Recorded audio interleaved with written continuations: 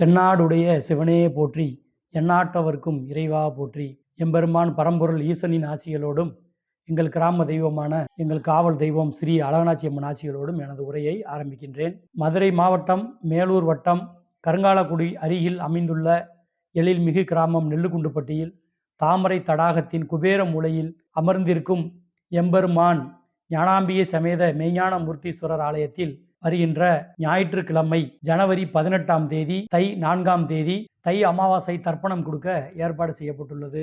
தர்ப்பணத்திற்கு வருகின்ற பக்தர்கள் நீங்கள் வரும்போது ஒரு செட்டு பூஜை சாமான், வாழைப்பழம், தேங்காய், சுட சாம்பிராணி, வெத்தலைப்பாக்கு, ஒரு வாழை இலை, ஒரு தாம்பாள தட்டு, தர்ப்பணத்தில் அமர்றவங்க அணியறதுக்கு பூநூல், அப்புறம் பசுமாட்டு கொடுக்கறதுக்கு அகத்திக்கீரை, இலையில வைக்கிறதுக்கு அரிசி, இதெல்லாம் நீங்கள் கொண்டு வந்துடணும். நாம் இப்போ ஏற்பாடு செய்திருக்கிறது எள் தர்ப்பணம் அப்படிங்கிறனால அந்த எள்ளும் தர்பையும் நம்ம ஆலயத்திலேயே கொடுத்துருவோம். தர்ப்பணத்தில் கலந்துக்கிறதுக்காக வர்றவங்க நீங்கள் வீட்டிலையே நீராடி குளிச்சுட்டு அங்கேருந்தே பிறப்பிட்டு வந்துடலாம். இந்த தர்ப்பணத்தை நீங்கள் யாருக்கு தர்ப்பணம் கொடுக்க போகிறீங்களோ, யாரை நினச்சி கொடுக்க போகிறீங்களோ அவங்களுக்கு பிடித்தமான பொருளை நான் இந்த தர்ப்பணத்தில் படைக்க விருப்பப்படுறேன் அப்படின்னா நீங்கள் அந்த பொருளையும் வாங்கிட்டு வந்து தர்ப்பணம் கொடுக்கும்போது அந்த பூஜையில் நீங்கள் வச்சே பண்ணலாம். எனவே பக்த கோடிகள் நம்ம சொன்ன மாதிரி மேற்குறிப்பிட்ட பொருட்களெல்லாம் நீங்கள் வரும்போது கொண்டு வந்துடணும். நீங்கள் தர்ப்பண பூஜைகள் நிறைவுற்ற பிறகு சிவாலயத்தில் போயிட்டு மோட்ச தீபம், நெய், எண்ணெய் விளக்கு ஏற்றணும். அதனால் பூஜைகள் நிறைவுற்ற பிறகு நீங்கள் சிவாலயத்திற்கு சென்று மோட்ச விளக்கு ஏற்றணும். அதனால்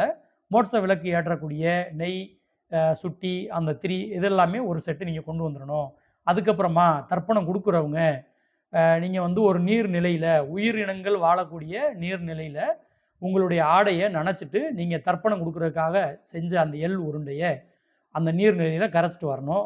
நீர்நிலை நம்ம ஆலயத்திற்கு பக்கத்திலே இருக்குது, அங்கே போய் நீங்கள் கரைச்சிட்டு வர்ற மாதிரி இருக்கும். முதல் பூஜை நம்ம ஆலயத்தில் காலையில் 5 மணிலேருந்தே ஆரம்பிக்குது. அதனால் வர்றவங்க நெல்லுக்குண்டுப்பட்டி மெய்ஞான மூர்த்தீஸ்வரர் ஆலயத்துக்கு வரணும்னா நீங்கள் சிங்கமுனரிலிருந்தும் நெல்லுக்குண்டுப்பட்டிக்கு வரலாம். வஞ்சிப்பட்டி வழியாக வரலாம், நாட்டாரமங்கலம் வழியாகவும் நெல்லுக்குண்டுப்பட்டி மெய்ஞான மூர்த்தீஸ்வரர் ஆலயத்துக்கு வரலாம். நீங்கள் மேலூர் மற்ற பகுதிகளிலிருந்து, கொட்டாம்பட்டி பகுதிகளிலிருந்து வர்றீங்கன்னா கருங்காலக்குடி வந்து கருங்காலக்குடியிலேருந்து வஞ்சிப்பட்டி வழியாகவும் நம்ம ஆலயத்திற்கு வரலாம்.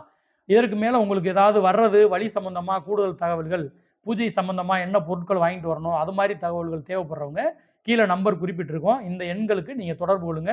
உங்களுக்கு தேவையான அத்தனை தகவல்களையும் நாங்கள் உங்களுக்கு தர்றோம். அதே மாதிரி பார்த்தீங்கன்னா நம்ம குடும்பத்தில் வாழ்ந்த முன்னோர்கள், இப்போ முன்னோர்களுக்கு நம்ம தர்ப்பணம் கொடுக்குறனால அவங்களுக்கு என்ன ஆக போகுது? ஒன்று, அவங்க வந்து நல்ல வாழ்க்கை வாழ்ந்து அவங்களோட பிறவி எல்லாம் முடிச்சுட்டு ஒன்று சிவபாதம் போய் அடைஞ்சிருப்பாங்க. இல்லை இன்னும் அவங்களுக்கு பிறவி இருக்குன்னா இன்னும் ஏதோ ஒரு பிறவி எடுத்து இந்த பூமியிலேயோ எங்கேயோ ஒரு இடத்துல வாழ்ந்துக்கிட்டு இருக்க போகிறாங்க. அவங்களுக்கு நம்ம இப்போ வந்து தர்ப்பணம் கொடுக்குறனால என்ன ஆக போகுது, என்ன நடக்க போகுது, இதுவுமே ஒரு கேள்வி கேட்பாங்கல்ல. அடிப்படையாக இந்த ஆன்மீகத்துக்குள்ளே நுழைகிறவங்களுக்கு இப்படி ஒரு கேள்வி இருக்கும். இப்போ இந்த தர்ப்பணமே நம்ம இறைவனுக்கு செய்கிறோமா, இறந்தவங்களுக்கு செய்கிறோமாங்கிற காட்டிலும் நம்ம குடும்பத்தில் நம்மளுக்கு இந்த உடலை கொடுத்த நம்மளோட முன்னோர்கள், தாய் தகப்பன், பாட்டன், தாத்தா, ஐயா, அப்பத்தா எல்லாருமே பார்த்தீங்கன்னா நம்மளுக்கு இந்த உடலை கொடுத்தவர்கள். அவங்க வாழ்ந்துட்டு அவங்க வாழ்ந்த வாழ்க்கையின் பயனாக நம்மளை இந்த பூமியில் விட்டுட்டு போயிருக்காங்க. அவங்க நல்லதும் செஞ்சுருக்கலாம், கெட்டதும் செஞ்சுருக்கலாம். அவங்க கொடுத்த உடம்பு தான், அவங்க கொடுத்த சொத்ததே நம்ம வச்சுருக்கோம், அவங்க கொடுத்த பேர் புகழதே நம்ம வச்சுருக்கோம். அப்போ அந்த கர்மாவெல்லாம் நம்மள்கிட்டதே இருக்குது. எனக்கு இந்த உடலை கொடுத்தீங்க, உயிரை கொடுத்தீங்க, நீங்கள் தான் வந்து எங்களுக்கு எல்லாமே இந்த பூமியில் வாழ்கிறதுக்கு கொடுத்துருக்கீங்க அப்படின்னு நம்ம அவங்கள ஒரு நன்றி உணர்வோட நினைவு கூறும் நாள் தான் வந்து இந்த தர்ப்பணம். ஒரு சொத்தை சேர்த்து வச்சுருப்பாங்க, உடனே போய் நம்ம பட்டாச்சட்டாவெல்லாம் மாற்றுவோமே ஒழிஞ்சு இது எப்படி வந்துச்சு அப்படிங்கிறதெல்லாம் நினைக்கணும்ல. அவங்கள வந்து நம்ம நினைக்கணும். நம்ம முன்னோர்கள் நம்ம குடும்பத்தில் வாழ்ந்தவங்க, நம்ம குடும்பம் நல்லா வரணும், என் பிள்ளை குட்டி, என் பேரன் பேத்தியெல்லாம் நல்லா பேரும் புகழுமா வரணும்னு நினச்சிருப்பாங்க இல்லையா? அவங்களையெல்லாம் நினைவு கூர்ந்து ஒரு நாள் நம்ம போய் தர்ப்பணம்னு ஒரு சிவாலயத்தில் உட்காரோம்னா அதை காட்டிலும் ஒரு அருமையான விஷயம் எந்த மதத்துலையும் எந்த வழிபாட்டு நெறியிலையும் சொல்லியிருப்பாங்களா? நிச்சயமாக இல்லை. ரெண்டாவது பார்த்தீங்கன்னா நம்ம கர்மா, நமக்கு வந்து ஆன்மாவா உயிரா ஏதோ ஒரு பிறவியில் நம்ம இதுக்கு முன்னாடி எத்தனை பிறவி எடுத்தோமோ, நம்ம இந்த பிறவியில் எதையோ ஒன்று சுமந்து நம்ம இங்கே வந்திருப்போம். அதுவுமே வந்து நம்ம கர்ம கணக்குகளை சமன் செய்யவும், இறைவா இந்த பிறவி பயனை நிறைவு செஞ்சு நல்ல மனுஷனாக மாற்றி நல்ல வாழ்க்கையை எனக்கு கொடு அப்படின்னு கேட்டுக்கிறதுக்குமே இந்த தர்ப்பணனால் நம்ம பயன்படுத்திக்கிறணும். அதனால் தர்ப்பணத்துக்கு வந்து அந்த இடத்துல அமர்றவங்க எல்லாரும் இந்த தாத்பரியத்தை நீங்கள் உணர்ந்து உங்கள் முன்னோர்கள் உங்களுக்கு கொடுத்துட்டு போனதுக்கு நன்றி உணர்வாகவும், இறைவன் உங்களுக்கு கொடுத்த இந்த ஆன்மாவுக்கு இறைவனுக்கு நன்றி சொல்லும் விதமாகவும் அதையும் நீங்கள் சேர்த்து நினச்சிக்கிறணும். நீங்கள் வந்து உங்களுடைய முன்னோர்கள் இறந்து போனவங்க அவங்க வந்து சொர்க்கத்துக்கு போகணும், இறைவன் பாதம் அடையணும் அப்படின்னு நினைக்கிறது இதோட முதல் தாற்பயம். அதில் எந்த மாற்றமும் இல்லை. தர்ப்பணம் கொடுத்துட்டு போகும்போது உங்களுடைய ஆன்மா வந்து அந்த அடையும் பேரானந்தத்தை நீங்கள் நிச்சயமாக உணரலாம். நம்ம முன்னோர்கள் வந்து கொடுத்துட்டு போனதை நன்றி உணர்வாக நினைக்கிறதையும், இந்த ஆன்மாவையும் இந்த உயிரையும் கொடுத்த இறைவனுக்கு நம்ம நன்றி சொல்லும் விதமாகவும், நம்ம முன்னோர்கள் எல்லாம் அவங்க வந்து ஆத்மா சாந்தி அடையணும் அப்படின்னு நினைக்கிறதையும் நீங்கள் நினச்சி நம்ம ஆலயத்தில் விநாயகர், சிவன், விஷ்ணு 3 பேரையும் ஒரே இடத்துல கும்பிட்டுட்டு நீங்கள் போகிறதுன்றது மிகப்பெரிய விஷயம். அதுபோக நம்ம ஆலயத்தில் ஒரு சிறப்பு இருக்குது. நம்ம ஆலயத்தோட அந்த மண்ணில் அந்த இடத்துல நான் பேக்ரவுண்டில் உங்களுக்கு வீடியோவாக காமிக்கிறேன்.